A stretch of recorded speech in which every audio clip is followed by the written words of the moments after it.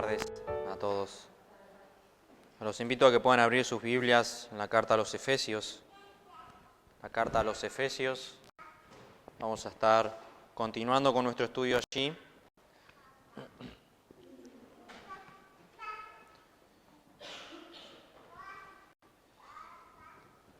Recuerden aquellos que tienen sus celulares de ponerlos en silencio para que no cause interrupción y poder darle el mejor culto a Dios posible y la mejor manera. Bien, aquellos que ya buscaron, voy a pedir si se pueden poner de pie para que podamos leer el pasaje que hemos de estudiar en esta noche. Luego tendremos una palabra de oración. Dice así, Efesios capítulo 4, comenzando del versículo 1, dice así la palabra del Señor.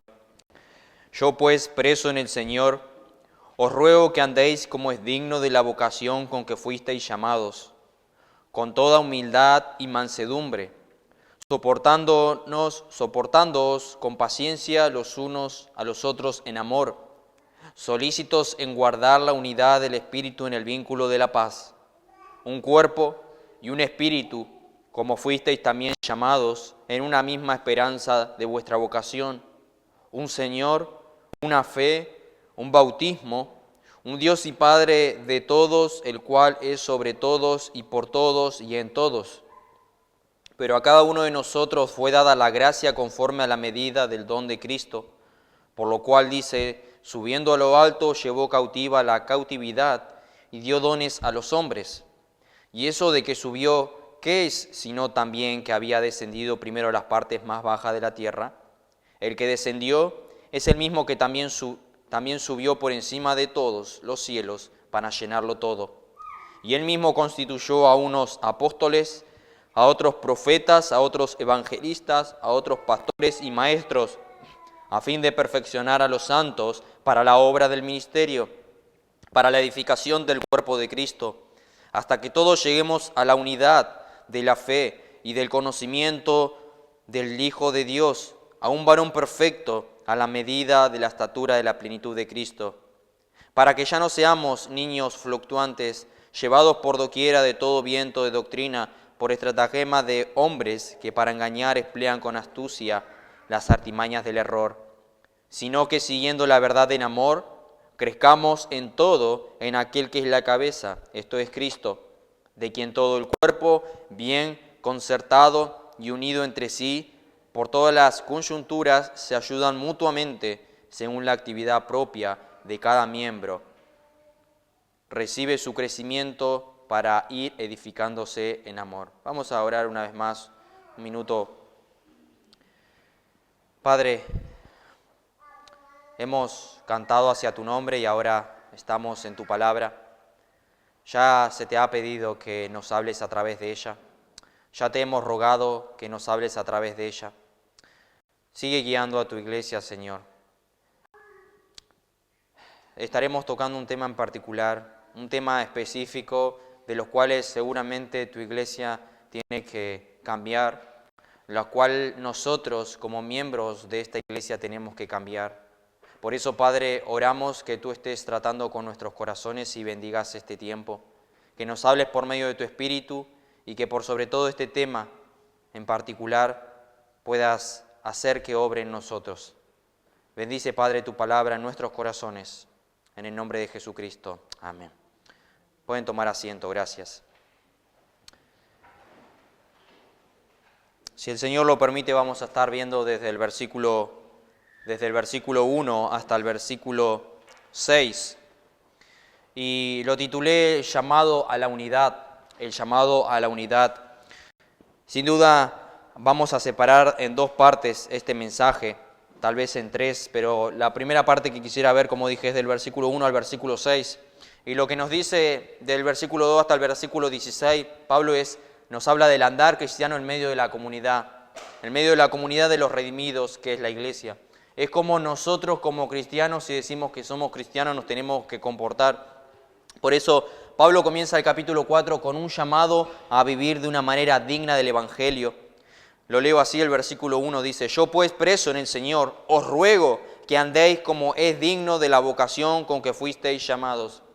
Recordemos que Pablo en los primeros 3 capítulos, del capítulo 1 al 3, Pablo destaca todo lo que somos en Cristo, todo lo que tenemos en Cristo. Hemos visto que hemos sido escogidos en Cristo, amados en Cristo, habíamos sido predestinados en Cristo, perdonados en Cristo. Ese es el tema central de la carta. Ese es el tema central que continuamente Pablo trató en el primer capítulo hasta el 3, que la centralidad era Cristo. Y Pablo nos hablaba de una elección, de nuestra redención, de nuestra salvación, de nuestro perdón. Es decir, que los primeros 3 capítulos de Efesios, Pablo nos habla de lo que nosotros somos en Cristo, que tenemos en Cristo y nuestra posición en Cristo. Pero ahora a partir del capítulo 4, que son otros 3 capítulos hasta el capítulo 6 de Efesios, Pablo lo que nos va a decir y lo que nos va a enseñar como iglesia es hacer lo que nosotros decimos que somos. Los primeros 3 capítulos nos enseña doctrina, cosas doctrinales que nos dice lo que nosotros somos, pero ahora a partir del capítulo 4 en adelante nos va a decir cómo nosotros debemos conducir si decimos que somos lo que somos. Por eso va a hablar de cosas prácticas. Si somos creyentes, debemos vivir así, dice Pablo. A la luz de lo que son en Cristo, de lo que el privilegio que le dio Cristo de ser hijos de Dios por gracia, ahora os ruego, dice Pablo, os exhorto a que vivan en consonancia con lo que ustedes dicen ser. Si ustedes dicen que son hijos de Dios, deben vivir como hijos de Dios. Si ustedes dicen que son el pueblo de Dios, deben conducirse como el pueblo de Dios. Si ustedes dicen que son parte de la iglesia, deben conducirse como Cristo quiere que la iglesia se conduzca. Por eso veremos continuamente cosas prácticas y sin duda va a ser de mucho beneficio para la iglesia, para nosotros, para poder aplicar y seguir aprendiendo de la palabra. Pero lo que Pablo nos enseña, en primer lugar, es que nosotros debemos andar como es digno de vuestra vocación. Esa palabra andar es usada en la Escritura para referirse al curso de la vida de una persona. Capítulo 4, versículo 17, repite esta palabra y dice: esto pues digo y requiero en el Señor, que ya no andéis como los gentiles en el tiempo pasado, cuando nosotros éramos gentiles que no conocíamos a Dios. En capítulo 5, versículo 2 dice: y andad en amor. Capítulo 5, versículo 8 dice: porque en otro tiempo erais tiniebla, mas ahora sois luz en el Señor, andad como hijos de luz. Y capítulo 5, versículo 15 dice: mirad pues como en diligencias, cómo andéis, no como necios, sino como sabios. Es la palabra que Pablo utiliza, que anden como es digno con la vocación con que fuisteis llamados. Pablo nos llama a andar como es digno de la vocación con que fuimos llamados. Nos pide que el curso de nuestras vidas sea como Dios lo quiere, que el curso de la vida sea consecuente con nuestro llamamiento si somos cristianos. Dios nos llamó hijos, nos llama a su pueblo. Esto sin duda tiene un gran privilegio, como lo dije en otras ocasiones, pero sin duda que conlleva una gran responsabilidad. A veces nosotros conseguimos un empleo y sabemos que a partir de que aceptamos eso, estamos en ese nuevo empleo, tenemos una responsabilidad. Los jóvenes van al colegio, a partir de que ellos saben que entran al colegio o van al colegio, van a empezar al colegio, tienen una responsabilidad. Pero a veces pensamos que podemos ser creyentes y me conduzco de la manera que yo quiero, vengo a la iglesia y vivo como quiero, pero también tenemos una responsabilidad. Sin duda que es un privilegio ser creyente, pero sin duda que también conlleva una gran responsabilidad. Por eso Pablo ahora dice en el versículo 1, ahora que saben eso, ahora que saben que son el pueblo de Dios, os ruego que vivan de la manera digna de eso. Si eres salvo, vive de la manera digna de tu salvación. Si eres un hijo de Dios, compórtate como un hijo de Dios. Y lo que Pablo hace es apuntar a la convivencia de la iglesia. ¿Por qué? Porque nos dice que una vida digna del Evangelio es una vida junto a la iglesia. Y eso es lo que veremos hoy, que nosotros no podemos vivir nuestra vida cristiana apartado de la iglesia local, si nosotros decimos que somos creyentes. Y Pablo veremos más adelante en el capítulo 5 el deber del esposo, de la esposa, del hijo, etcétera, cosas prácticas. Y Pablo no empieza el capítulo 4 introduciendo la parte práctica de la carta, hablando de la esposa o del esposo, de los tratos que deben tener. Pablo lo primero que habla es de la iglesia, porque si eres salvo ahora tienes una relación con la iglesia. Puede ser que no seas esposo o esposa o no tengas hijos, pero si eres salvo eres parte de la iglesia de Cristo. Y hay algo que todos los salvos tenemos en común, y no es el matrimonio, porque no todos están casados, pero lo que tenemos en común es que somos parte del cuerpo de Cristo. Una cosa nos une, dice la Escritura, y es Cristo. Estamos unidos por Él. Por eso estamos unidos en Cristo y ser parte del cuerpo de Cristo es ser parte de una iglesia local. Por eso Pablo, cuando empieza a hablar de la vida digna del Evangelio, lo primero que apunta es a la iglesia. Iglesia debe conducirse de esta manera. Y antes, como dije, de decir que estás casado o cómo debe ser con tu marido, lo que a Pablo está enfocando desde un principio es que son hermanos en Cristo, que son una iglesia y deben conducirse como tal. Deben conducirse como tal. A veces nosotros pensamos de que nosotros, como dije, podemos conducirnos como queremos. A veces nosotros podemos tener dentro de la iglesia relaciones más cercanas con uno o con otro. O a veces pensamos que, sí, es una persona que va a la iglesia. Pero si vos sos creyente y esa persona que decís, sí, esa persona va a la iglesia, o es un individuo que va a la iglesia, nos guste o no, estamos unidos en Cristo. Nos guste o no, estamos unidos. Es como cuando un padre de familia dice, te guste o no, yo soy tu padre. Bueno, te guste o no, yo soy tu hermano. Te guste o no, la persona que tienes atrás, adelante, al lado, es tu hermano en Cristo si ambos conocen al Señor. ¿Por qué? Porque no nos elegimos nosotros. Los eligió el Señor. El Señor nos eligió para que seamos parte de la familia. Te eligió a ti y me eligió a mí. Somos hermanos, nos guste o no. Dios te ha dado una familia en Cristo. Y eso conlleva una responsabilidad. Si tú eres salvo, si dices que eres salvo, eres parte de la iglesia. Y eso conlleva una responsabilidad. Por eso es ilógico pensar que si eres salvo puedes vivir una vida de salvación individualista. Una salvación yo con el Señor. Y eso no está en la Biblia. Vamos a ver más adelante continuamente que el Evangelio y la vida digna del Evangelio es una comunidad. En una comunidad con la iglesia local. Y dos palabras claves que Pablo va a mencionar a lo largo de todo el capítulo es unidad y crecimiento. Porque Pablo está preocupado por la unidad de la iglesia y el crecimiento de la iglesia. Y si la iglesia no está unida, nunca va a haber crecimiento. Por eso él va a tratar estos dos temas. Por eso la unidad de la iglesia es indispensable para la salud de la iglesia. En todo el Nuevo Testamento vemos continuamente que se les habla a todas las iglesias, lo hemos visto en otras ocasiones, los unos a los otros, que también haremos mención más adelante. Y que nosotros somos uno en Cristo, estamos unidos dentro del cuerpo de Cristo y tenemos que evitar todo aquello que pueda hacer que desuna eso que Cristo unió. Que dicho sea paso es lo que vimos en el capítulo 2, judíos, gentiles, juntos, unidos. Y eso lo hizo la cruz de Cristo. Pero en primer lugar, veremos la unidad de la iglesia que debe ser preservada. La unidad de la iglesia que debe ser preservada. Pablo en el capítulo 2 nos ha dicho ya anteriormente que somos unos en Cristo, una sola familia, una sola nación, un solo templo espiritual.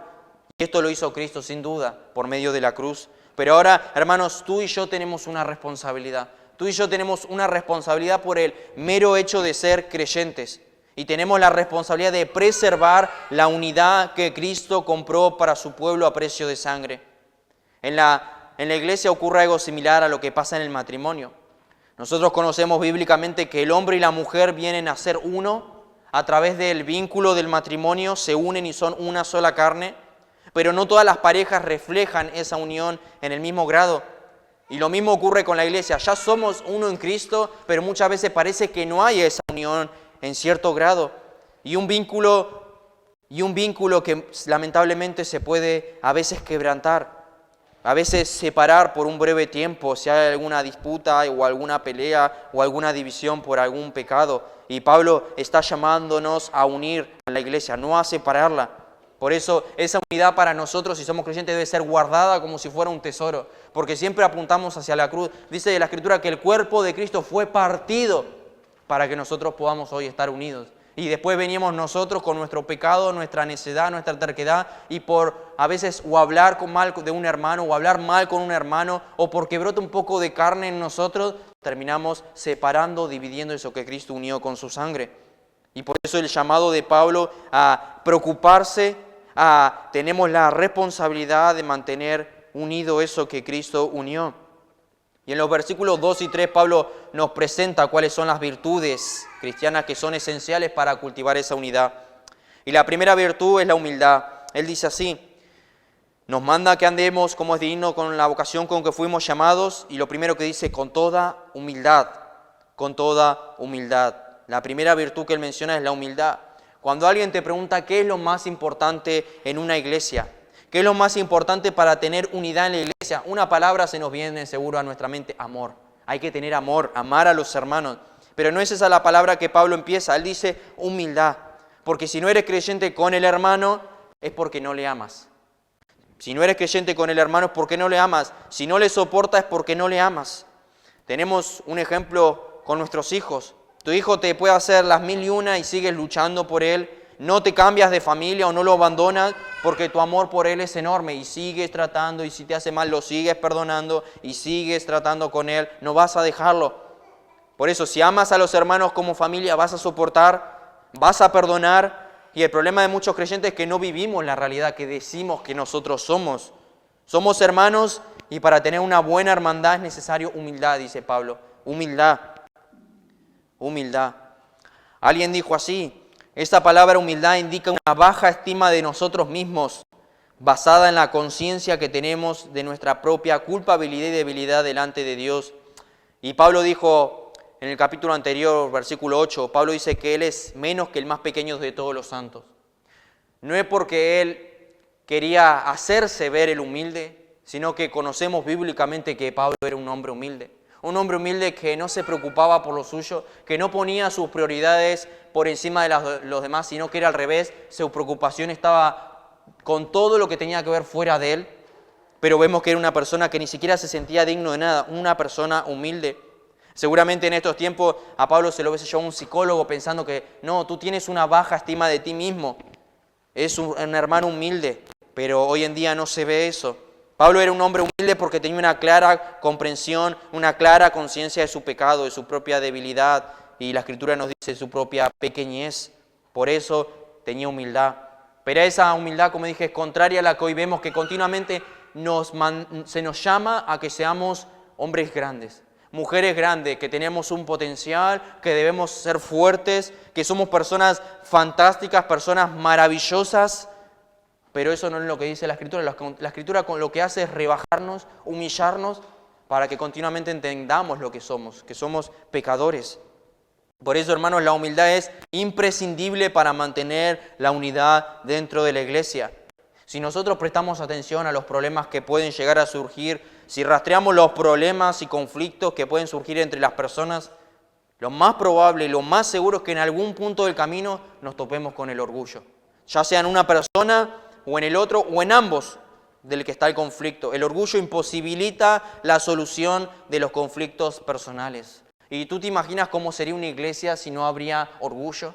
¿Tú te imaginas cómo sería una iglesia si la iglesia continuamente se encontraría cultivando conscientemente, activamente la humildad? Si tú quieres preservar la unidad en la iglesia, debes procurar cultivar la humildad. Porque sin humildad no habrá unidad, dice Pablo. Pero él menciona otra palabra, mansedumbre, en segundo lugar. Mansedumbre. ¿Y por qué? Mansedumbre, porque lamentablemente a veces nos van a herir. A veces nos van a herir, dice la Escritura, porque nos mandan a perdonarnos los unos a los otros. Y si yo tengo que perdonar algo a alguien es porque esa persona me hizo algo. Y eso nos dice que probablemente nos van a herir, nos van a corregir, porque somos llamados a corregirnos y a exhortándonos unos a otros. A veces nos van a llamar la atención y necesitamos ser mansos. Por eso Pablo dice, para que haya unidad y no que alguien vaya y te diga algo en amor, que muchas veces uno puede ir y decirlo en amor, pero lamentablemente la otra persona no lo toma de esa manera, lo toma mal, y ahí se ve el orgullo, que a nadie se le puede decir nada, lamentablemente. ¿Y por qué? Porque hay orgullo en nuestro corazón. Por eso Pablo dice, debe haber mansedumbre de las dos partes. Mansedumbre en ir y decirlo con amor y mansedumbre, pero también sé manso, acepta la corrección, acepta el consejo, acepta la exhortación, y debemos ser mansos, dice Pablo. Pero necesitamos ser pacientes también. Y si hay algo que requiere en esta vida, Pablo dice así, con toda humildad y mansedumbre, soportándonos con paciencia los unos a los otros. Paciencia. Y si hay algo en esta vida que sabemos que tenemos que tener para todas las áreas, es paciencia. Paciencia. Para todas las áreas. Un matrimonio requiere paciencia. Durar mucho tiempo en un trabajo requiere paciencia. Crecer en el Señor requiere paciencia. Y tener una buena relación con mi iglesia local también requiere paciencia. Y esa virtud se deriva, como dije el anterior, el hombre humilde. El hombre humilde va a ser un hombre manso. El hombre humilde va a ser un hombre manso. ¿Y qué es la mansedumbre? Alguien ha definido como poder bajo control. El hombre manso es aquel que mantiene su temperamento controlado y antepone los intereses del reino de Cristo y los intereses de los demás por encima de los propios. La mansedumbre es el deseo controlado de hacer que los intereses de los demás pasen por delante de los nuestros. Eso es mansedumbre. Y noten que la idea del control es fundamental en el concepto bíblico de mansedumbre. A menudo se dice que una persona de fuerte carácter, escuchamos eso, una persona que se aira con facilidad, decimos que es una persona de fuerte carácter. Fulano es de fuerte carácter, pero eso es un error. El problema es que esa persona es demasiado débil. No es fuerte, es débil. ¿Por qué? Porque sus circunstancias de su alrededor lo controlan. Y eso es debilidad, no fortaleza. La Escritura dice que los creyentes debemos tener dominio propio. Dominio propio. Y no porque surja algo tenemos que explotar. Tenemos que tener dominio propio y centrarnos y saber en qué debemos centrarnos. Proverbios 25-28 dice, como ciudad derribada y sin muro es el hombre cuyo espíritu no tiene riendas. A esta persona lo dominan las circunstancias y por eso explota ante la menor provocación. Pero el hombre manso posee la capacidad de razonar bíblicamente en cualquiera que sea la dificultad. Y su razonamiento, si es un hombre de dominio propio, lo va a llevar a actuar como debería actuar, correctamente, bíblicamente.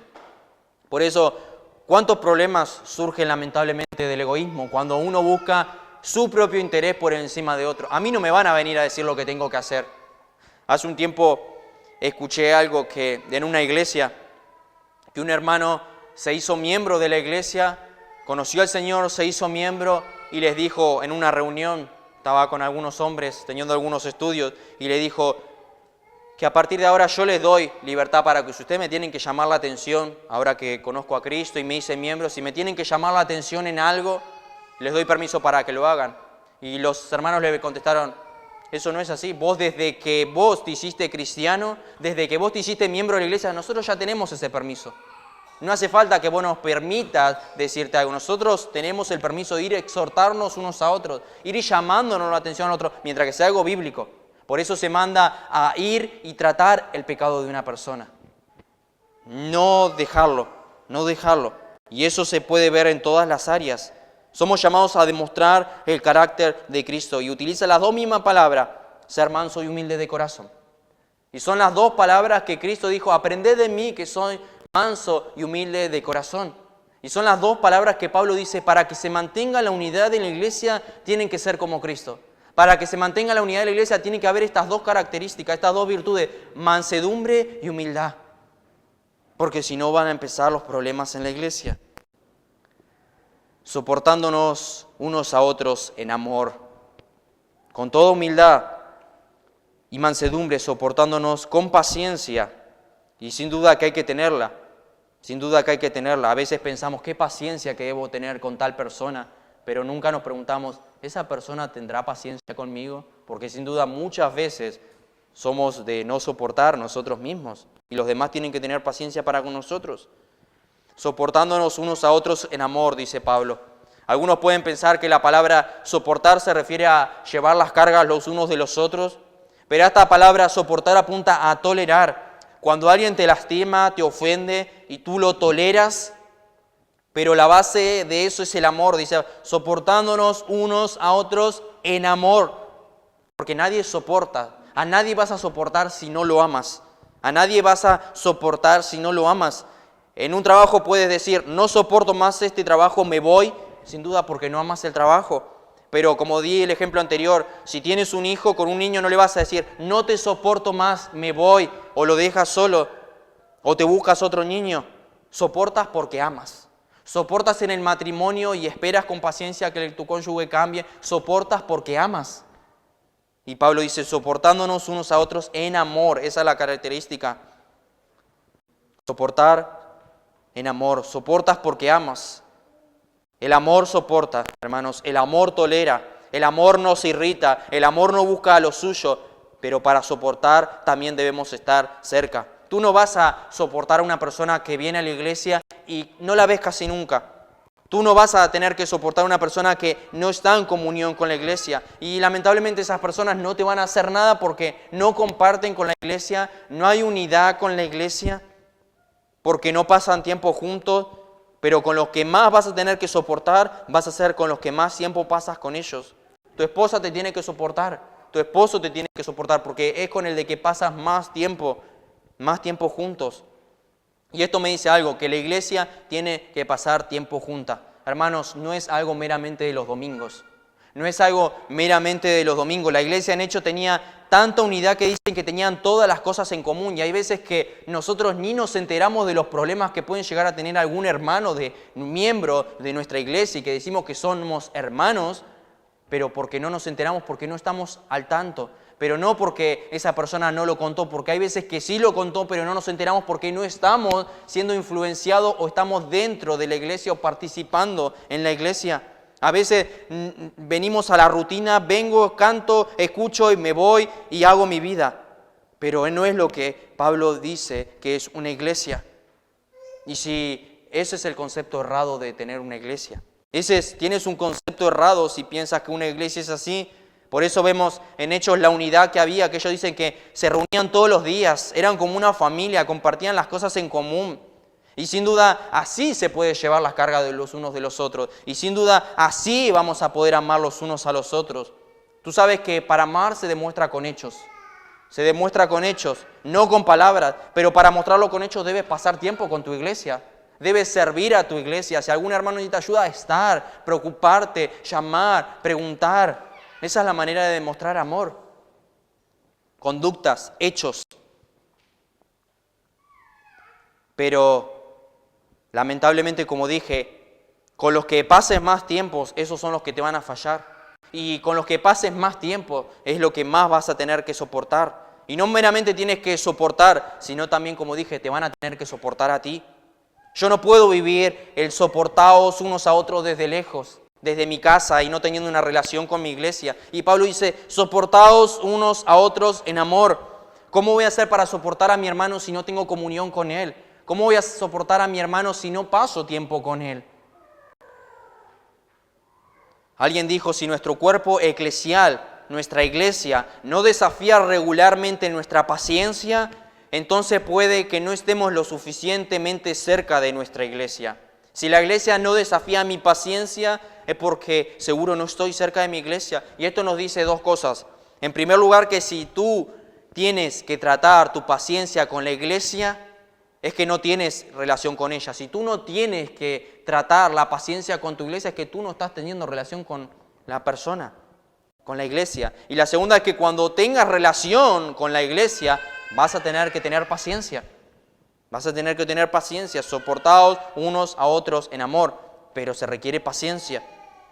Lamentablemente muchos viven frustrados porque tienen un ideal alto de una iglesia, o porque cuando le falla una persona a tal punto que dice, yo pensé que eras cristiano, porque soy cristiano no puedo fallarte. Tenemos que recordar que somos una iglesia de redimidos, de pecadores, no estamos aún en gloria, vamos a fallarnos, decepcionarnos. Tú tienes tal vez un ideal de un pastor o de tu pastor, de hermanos, de la congregación que nunca se va a cumplir porque la iglesia perfecta no existe. Tu pastor te va a fallar porque es un humano. Tu iglesia te va a fallar porque somos humanos y pecadores. Y eso tenemos que tener un concepto claro. Somos un grupo de pecadores, no que practican el pecado, pero sí pecadores, que en algún momento te van a fallar y tú tienes que soportar, dice Pablo, en amor, en amor. La iglesia perfecta va a estar en gloria. La iglesia perfecta sin duda va a ser en gloria. Ahí nadie te va a fallar, nadie te va a decepcionar, pero aquí no es así. Aquí no va a ser así. La iglesia está en proceso, no está acabada aún. No existe la iglesia perfecta. A veces vemos iglesias grandes, pero yo te aseguro que vayas a la iglesia, que vayas, siempre vas a encontrar un pero. Un pero. A veces vemos las iglesias grandes como en MacArthur, Sugel, entre otros. Y sin duda van a ser iglesias imperfectas, porque son iglesias lo mismo que esta, de pecadores, de pecadores. Si vas allí, si vas a cualquier iglesia, algún pero vas a encontrar, porque somos pecadores. Pero ¿cómo debo soportar? Con paciencia, con paciencia. Y Pablo también menciona en el texto la virtud número 4, la paciencia, como dije, longanimidad, también significa longanimidad. Y la palabra paciencia señala la capacidad de ser herido una y otra vez. A mí me van a lastimar una vez, otra vez, me van a fallar y debo ser paciente, paciente, paciente, como lo es el Señor para con nosotros. Alguien lo relacionó con eso, que es de ser herido una y otra vez sin quejarse. Eso es paciencia. Debemos soportar las ofensas que nos hacen sin querer retribuir al que nos hace mal. Como dice Romanos 12, 17, no paguéis a nadie mal por mal, procurad lo bueno delante de todos los hombres. Y Mateo 5, 44 dice, pero yo digo, amad a vuestros enemigos. Escuchen esta palabra, hermanos, amad a vuestros enemigos.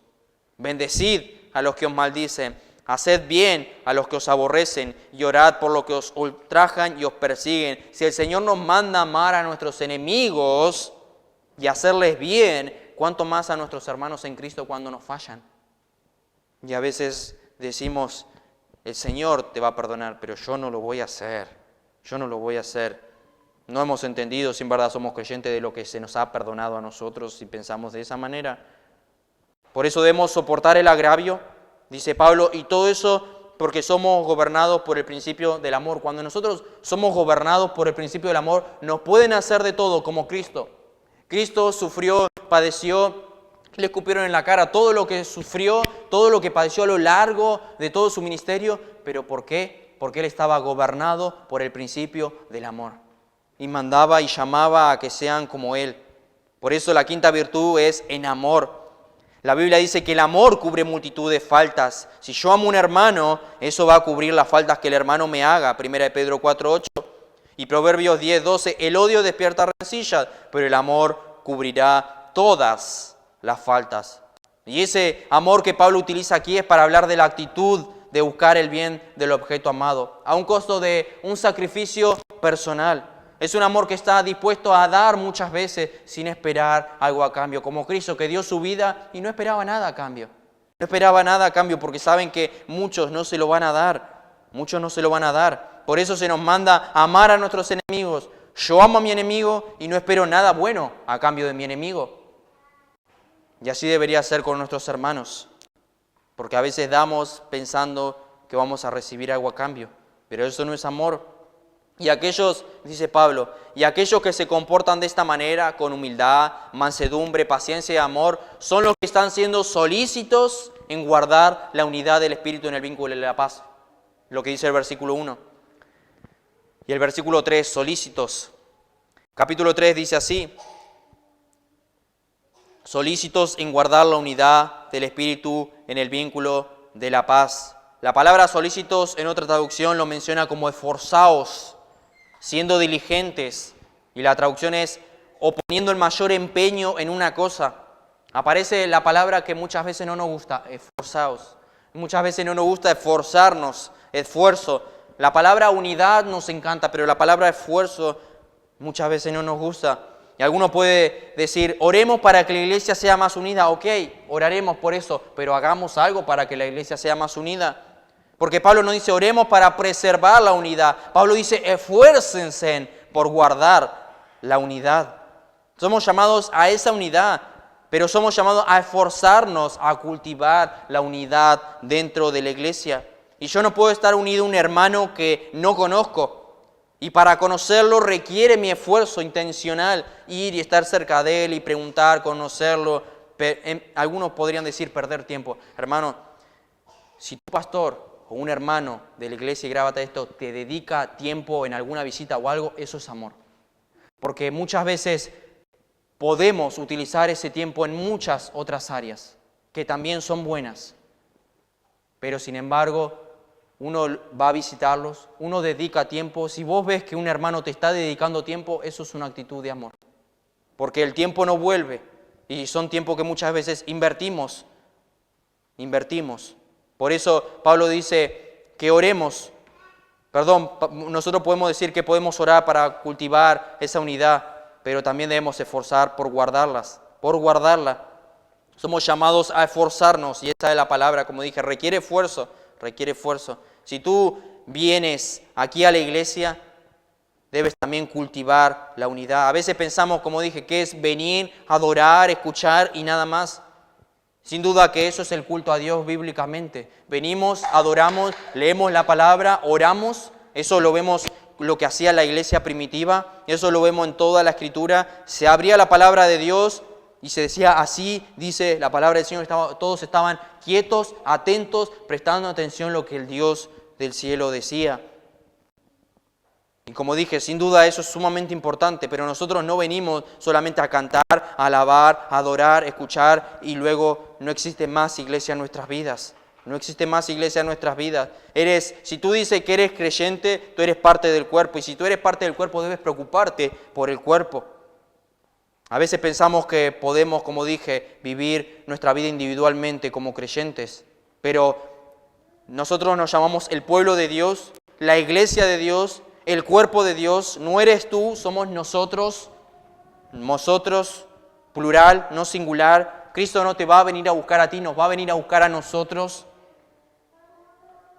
plural. Por eso los creyentes debemos poner todo nuestro empeño en preservar la paz y la unidad dentro de la iglesia. Y alguien dijo así que si nosotros no hacemos esto, si nosotros no nos esforzamos por cultivar y preservar la paz y unidad dentro de la iglesia, lo contrario, estamos siendo instrumentos del diablo para dividirla. Ahora, yo creo que ningún cristiano esté consciente de decir yo soy un instrumento del diablo para destruir la iglesia. No, pero lamentablemente muchas veces con actitudes o por no buscar preservar la unidad y la paz, estamos haciendo lo contrario. Como Cristo dijo, el que no está conmigo contra mí es. Si ustedes no están haciendo nada por cultivar la unidad dentro de la iglesia, estás haciendo lo contrario. Porque no estás haciendo nada por cultivar o por esforzarnos a seguir esa unidad. Pero esta persona dijo que si tú no estás haciendo nada para preservar la paz y unidad, puedes ser un instrumento del diablo. Y sin duda uno puede decir, yo no voy a ser un instrumento del diablo para vivir la iglesia, pero tal vez sí, tal vez sí. Es más, puede haber a alguno en esta hora escuchando que está siendo usado por el diablo y ni van a pensar que el diablo puede usarlo. Pero cuando un miembro de la iglesia no está cultivando las virtudes que hemos mencionado, cuando ese miembro va por ahí quejándose o hablando mal de otros a espaldas, sembrando dudas de algún hermano o del pastor, cuando esparce rumores o cuando no tiene un espíritu perdonador, o cuando es terco y no quiere cambiar su actitud, sabiendo que su actitud puede perjudicar la unidad de la iglesia, esa persona está sembrando una semilla de división en la iglesia y está siendo usado por el diablo, aunque él no lo vea así. Y no es que está sucediendo algo en la iglesia, aclaro esto, no es que haya alguna división en la iglesia actualmente, pero hasta que lleguemos al cielo siempre la iglesia corre el peligro de dividirse. Y eso es algo que tenemos en claro y algo que bíblicamente lo menciona. Por algo Pablo llama tanto a la unidad y lo vemos en la iglesia de los Corintios. Lo vemos en la iglesia de Corintios, el problema de la unidad eran creyentes, pero habían quitado sus ojos de Cristo, lo habían puesto en las personas y ocurrió la desunidad. No estaban unidos y esa era la corrección de Pablo. Y el punto es que en la vida de la iglesia, como dije, personas pueden ser usadas por el diablo continuamente para dividirla. Por eso Pablo nos llama a andar con humildad, con mansedumbre, con paciencia y soportándonos en amor. Soportándonos en amor. La iglesia de Corintio, como dije, habían puesto sus ojos en aquellos que eran sabios, elocuentes, que tenían un buen desarrollo en sus palabras, eran sabios, pero seguramente no había un poco de soberbia en ellos porque la gente había puesto sus ojos en ellos y no había humildad. Por eso Pablo dice que se requiere humildad.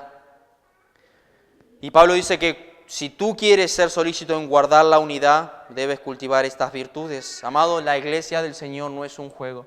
La iglesia del Señor no es un juego. Tenemos que nosotros como creyentes tener la responsabilidad de cultivar y preservar la unidad. Tenemos que poner el mayor esfuerzo por preservar esa unidad. Seguro van a surgir problemas aquí o allá porque no somos perfectos, como dije, somos pecadores, pero Dios nos ha dejado directrices claras en la Escritura de cómo solucionar los problemas para que no surjan esas divisiones. Por eso la unidad de la iglesia debe ser preservada. La unidad de la iglesia debe ser preservada y sin duda va a ser preservada cuando nosotros andemos como es digno de la vocación con que fuimos llamados. ¿Y con qué vocación fuimos llamados? Que andemos con humildad, mansedumbre, soportándonos con paciencia unos a otros en amor para guardar la unidad del vínculo de la paz. En segundo punto, son 2 puntos nada más. En segundo lugar, la unidad de la iglesia se desprende de aquellas realidades que nosotros ya tenemos como creyentes. Versículo 4 al 6. Dice así, un cuerpo. Leo el versículo 3, para seguir con el contexto. Solícitos en guardar la unidad del Espíritu en el vínculo de la paz. Un cuerpo y un espíritu, como fuisteis también llamados en una misma esperanza de vuestra vocación. Un Señor, una fe, un bautismo, un Dios y Padre de todos, el cual es sobre todos y por todos y en todos. Y hay algo que sin duda Pablo nos llamó en el versículo anterior, es amarlos. Soportándonos unos a otros en amor. Como dije, no nos vamos a poder soportar unos a otros si no hay amor. No es por medio del amor. Y somos llamados a amarnos. ¿Por qué? Porque somos uno. Somos uno, nos dice estos pasajes. Uno puede decir, soy uno en Cristo. Sí, eres uno en Cristo, pero eres uno con tu iglesia. Y eso que nunca se te olvide, eres uno con tu iglesia. Nos guste o no, somos uno en Cristo. Te guste o no, vas a pasar la eternidad en la ciudad de Dios como cantamos con los hermanos que son creyentes, que están hoy aquí, aquellos que conocen al Señor. Nos guste o no. Estamos unidos, dice Pablo. Por eso debemos preocuparnos los unos por los otros, velar los unos por los otros. Y Pablo lo voy a ir desarrollando punto por punto, algo breve, corto. Un mismo espíritu, dice él, una misma fe, un mismo Dios, un mismo Padre. Pero ¿por qué Pablo hace tanto énfasis en esto? En un mismo, una misma, un mismo. Para hablarnos de unidad. Para hablarnos de unidad, para recordar la profundidad de esa unidad en nosotros, que no nos une solamente, creo lo mismo que Él.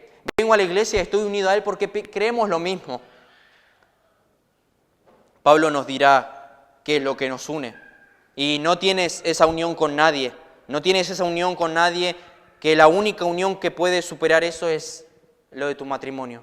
Tú estás casado, como dije, con tu esposo o esposa. Pero si tu esposa o esposo no es creyente, esa unidad es temporal. Cuando alguno de los dos muera, uno va a ir con el Señor y el otro no. Pero Pablo nos dice que nosotros tenemos una unidad que ni aún la muerte nos va a separar porque estaremos por toda la eternidad con el Señor. Hermano, ¿sabes que no tienes garantía de que pases la eternidad con tus hijos si tus hijos no conocen al Señor? ¿Sabes que no tienes la garantía de que vas a pasar con tu cónyuge la eternidad si tu cónyuge no conoce al Señor? Pero sí está la garantía de que si hoy nosotros, los creyentes, seguimos perseverando y viene el Señor y en verdad conocemos al Señor, pasaremos la eternidad juntos. Dios nos ha hecho uno para la eternidad, su pueblo, uno. Hemos hablado de unidad, pero ¿en qué consiste esa unidad?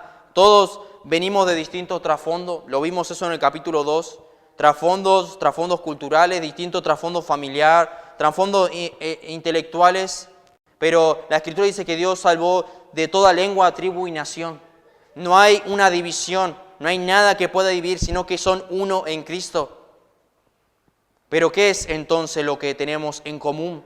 Y Pablo menciona 7 realidades eternas que hoy en día tenemos en común si somos creyentes. Todos formados un solo pueblo, una sola familia, un solo templo espiritual, y todos tenemos mismas cosas en común, 7 cosas. Y en primer lugar, Pablo menciona un solo cuerpo. Dice un cuerpo, el cuerpo de Cristo que es la iglesia. El cuerpo de Cristo que es la iglesia. Y este cuerpo dice que tiene una sola cabeza y es nuestro Señor Jesucristo. Y al igual que el cuerpo, cada iglesia local está compuesta de varios miembros. Tú eres del cuerpo. Nos une un solo cuerpo, el cuerpo de Cristo, que somos nosotros. Somos varios miembros, pero somos miembros juntos, los unos de los otros. Y eso nos dice que todos dependemos los unos de los otros, como dice Romanos 12:4. Porque de la manera que en un cuerpo tenemos muchos miembros, pero no todos los miembros tienen la misma función, así nosotros siendo muchos, somos un cuerpo en Cristo y todos los miembros los unos de los otros.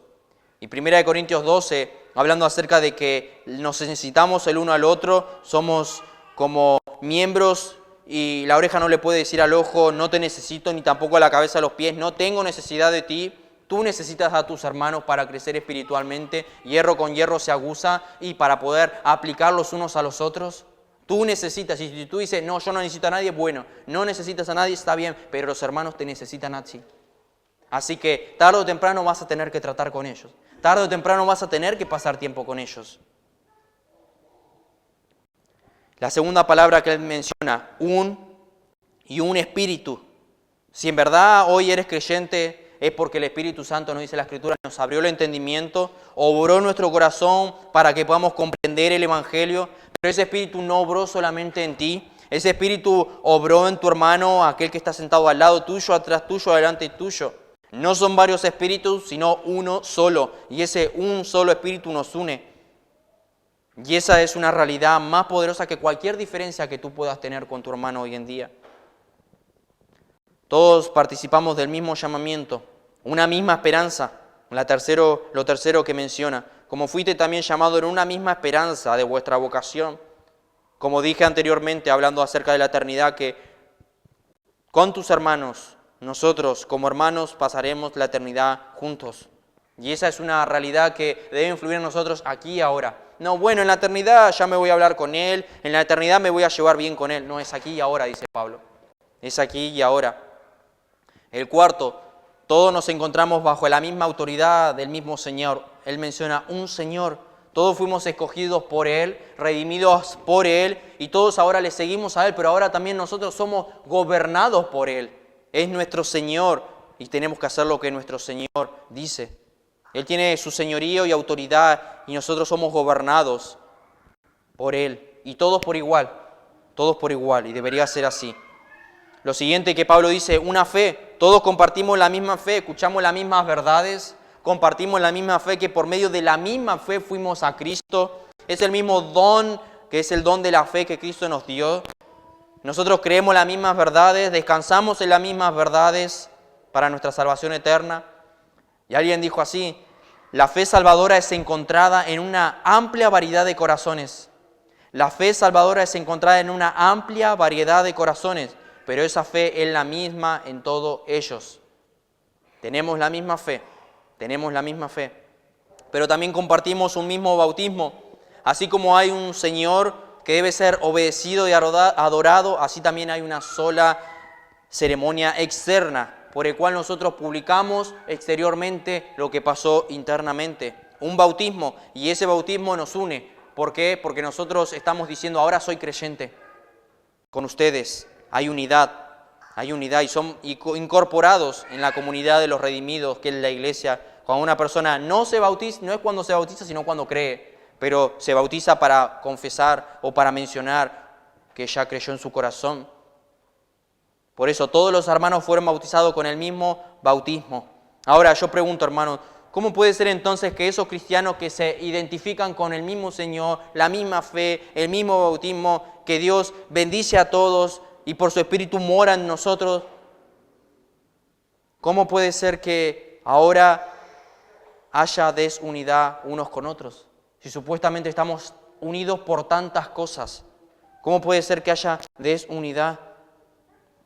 Y por último, 7, todos tenemos un mismo Dios y Padre, dice, que no solo reina soberanamente sobre nosotros, sino también que nos bendice por su Espíritu y está en nosotros. Es decir, nos beneficia a nosotros como iglesia, porque Él es nuestro Padre. Nosotros podemos alejarnos pecaminosamente de algún hermano, y de hecho sucede, pero no podemos quebrantar ninguna de esta unidad que no depende de nosotros. Porque Pablo no dice, ustedes deben estar unidos. No, ya son unidos.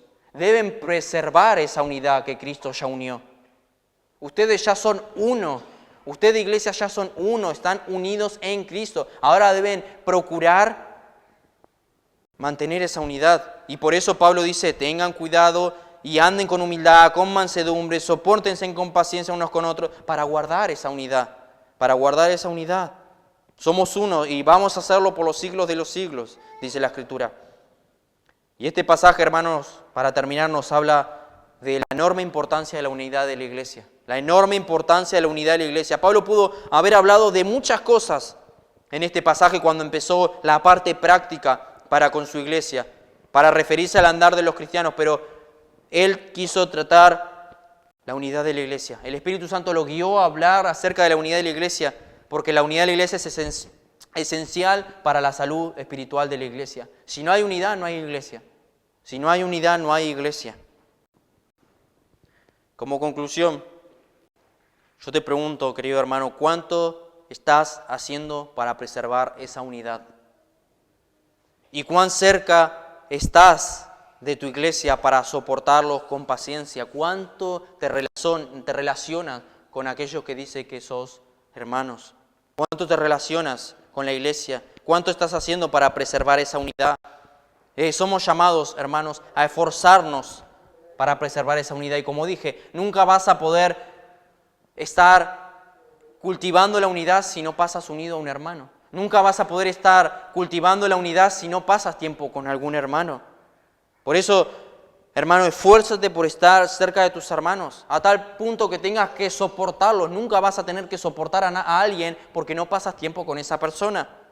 Cuando te fallen y tengas que tener paciencia, va a ser cuando tú estés unido y cerca de esa persona. Somos llamados a esforzarnos por cultivar la unidad. La Biblia no dice que tienen que ser uno, ya son uno. Entonces vivan de la manera digna de los que ya son uno. Pero también, segundo punto aplicativo, que esta palabra sirva para que puedas decir, voy a darme más a la iglesia. Voy a entregar más a la iglesia de Cristo si en verdad soy creyente. Sí, nos vamos a esforzar por ser una mejor iglesia, pero también debemos disfrutar de una iglesia imperfecta y aplicar lo que el Señor nos manda. Hay un mandamiento, varios mandamientos en la Escritura, y es en parte los que vimos. Mandamiento de perdona, soporta, ten paciencia.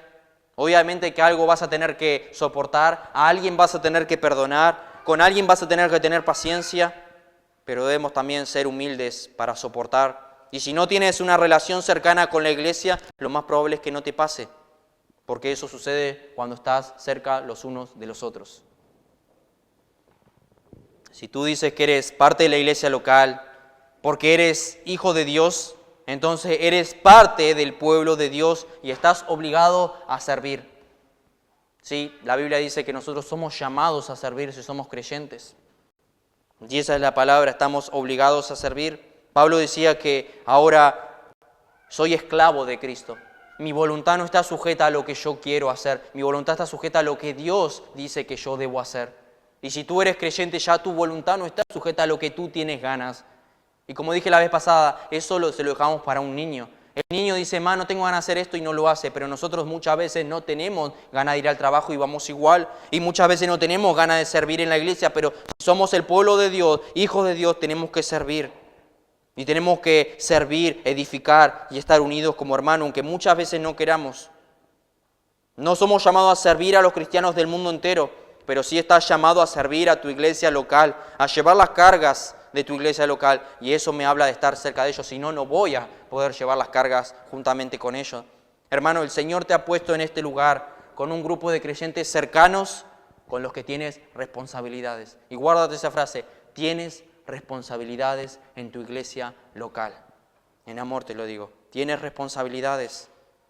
Y en segundo lugar, la unidad debe ser una prioridad para los creyentes. Debemos tenerlo algo en mente continuamente, de decir, esto va a favorecer la unidad, o si yo se lo digo de esta manera, o me enojo de esta manera, o le hablo de esta manera, va a hacer que haya un quiebre. Por eso debemos estar atentos a la unidad y tener cuidado con la división de la iglesia. Debemos orar por esa unidad. No debemos dar por sentado que, como dije, que hasta que venga el Señor va a haber unidad, porque eso puede surgir de un momento para otro. Y por eso somos llamados a esforzarnos por guardarla. Alguien dijo así, la división no es un virus que viene de afuera. La división es un cáncer que se genera dentro. Y eso pasa en nuestro cuerpo. Pero no en nuestro cuerpo físico, sino en el cuerpo de la iglesia. La división no es un virus que viene de afuera, la división es un cáncer que se genera dentro y tenemos que estar atentos a eso. Y esta persona dice, y tú y yo tenemos una gran responsabilidad delante del Señor para que esas células cancerosas no hagan metástasis en nuestro interior. Tenemos que estar atentos a nuestra manera de ser, a nuestro trato, ser amables, humildes, mansos. Pero yo te llamo hoy, si has visto que hay algún pecado en tu vida, si has visto que hay alguna actitud en tu corazón que puede quebrantar la unidad de la iglesia, yo te animo a que lo trates. Que lo trates. Y si hay algo que tienes que cambiar, si hay algo cuando alguien te va a decir algo, sabes que no recibirás la corrección, el llamado en amor, debes cambiar porque eso puede crear división. Pero también si tienes algo con algún hermano, resuelve el problema. Somos llamados a resolver el problema. Estad en paz siempre que dependa de vosotros, con todos. Primero tenemos que arreglar nuestra cuenta con Dios, pero también resolver el problema con el hermano, con el cual tienes algún problema en tu corazón. Pero si hoy no conoces a Cristo, si no conoces a Cristo, la Escritura dice que nosotros somos uno cuando Cristo obra en nuestros corazones. Cuando Cristo obra en nuestros corazones, nosotros podemos estar dentro de la iglesia, participar en las actividades de la iglesia, venir y sentarnos y creernos que somos parte de la iglesia, pero no es un club que puede ir cualquiera y se recibe a cualquiera, porque a Cristo no recibe a cualquiera. Y no digo que Cristo no recibe a cualquiera, lo que estoy diciendo es que Cristo, vas a ser parte del cuerpo de Cristo cuando vayas a Cristo en arrepentimiento y fe. Porque no puedes ser parte del cuerpo de Cristo, miembro de la iglesia o bautizado hasta que no haya fe en tu corazón, hasta que Cristo no haya hecho la obra. Somos piedras vivas y como hablamos anteriormente, que es un edificio que se va construyendo. Y si tú hoy eres salvo, vienes y estás siendo introducido dentro del cuerpo de Cristo para ser un miembro de ese cuerpo. Pero si no conoces al Señor, no sos parte del pueblo de Dios. No eres hijo de Dios, sí como creación, sí Él es tu Dios creador, pero Él es nuestro Padre. Él no es tu Padre, dice la Biblia, no es tu Padre. Pero eso no debe quedar así si hoy no conoces al Señor. La Escritura nos llama a que vayamos en Cristo en arrepentimiento y fe para poner nuestra esperanza, y ahí, cuando nos convertimos, ahí cuando depositamos nuestra fe en Cristo y nos arrepentimos, venimos a ser parte de la iglesia local, para ser un cuerpo. Y a partir de que ingresas al cuerpo de Cristo, no de la iglesia local simplemente, sino a partir de que eres parte del cuerpo, comienzas a tener una responsabilidad con tu iglesia local. Hermanos, ojalá que el Señor tenga misericordia de nosotros y nos ayude con la unidad y nos ayude a preservar esa unidad y estar siempre unidos para que el Señor sea glorificado hasta que Él venga. Como dije, aun cuando el Señor venga vamos a seguir estando unidos. Te animo a que pases más tiempo con tus hermanos, que compartas las cargas. Como dije, Pablo empezó el tema práctico al partir del capítulo 4. Y lo primero que él prestó atención, inspirado por el Espíritu Santo, lo primero que lo inspiró a escribir es la unidad de la iglesia. La iglesia ha conocido que ahora están en Cristo, que fueron redimidos, que fueron comprados, que fueron desde antes de la fundación del mundo escogidos. Ahora ya saben lo que tienen en Cristo, ya saben lo que son, pero ahora compórtense así. Y lo primero que pide es unidad en la iglesia. Unidad en la iglesia. Y somos los responsables si esa unidad no está. Pero también somos responsables de buscar esa unidad. Vamos a orar. Padre, sin duda somos pecadores redimidos por la sangre de Cristo, pero aún ese título nos pertenece, pecadores. Porque cada día te fallamos en algún punto, en algún área. Hasta que no estemos en gloria y seamos perfectos como Cristo. Por eso somos débiles, por eso nos cansamos, pero también por eso muchas veces no tenemos humildad, por eso muchas veces nos falta mansedumbre, por eso muchas veces nos falta soportar en amor, muchas veces nos falta ser paciente, pero todas estas virtudes que hemos visto el día de hoy, ayúdanos a cultivarlas en nuestras vidas y corazones. Estas sin duda son características de un creyente, y si nosotros decimos ser llamados hijos de Dios, ser creyentes, haber nacido de nuevo, esto debe estar en nuestras vidas. Y si no está aún, o aún si falta corregir ciertas cosas, te pedimos que nos des la gracia y el poder para poder aplicar esto en nuestras vidas y esforzarnos, como dijo Pablo, para cultivar la unidad dentro de la iglesia, para que podamos ser unidos.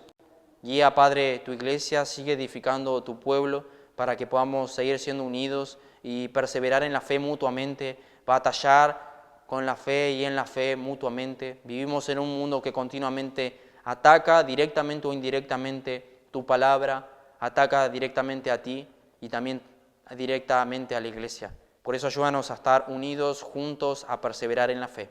Te agradecemos y pedimos ahora tu bendición sobre tu palabra para que podamos aplicar esto en nuestras vidas. Pedimos tu bendición en el nombre de Jesucristo. Amén.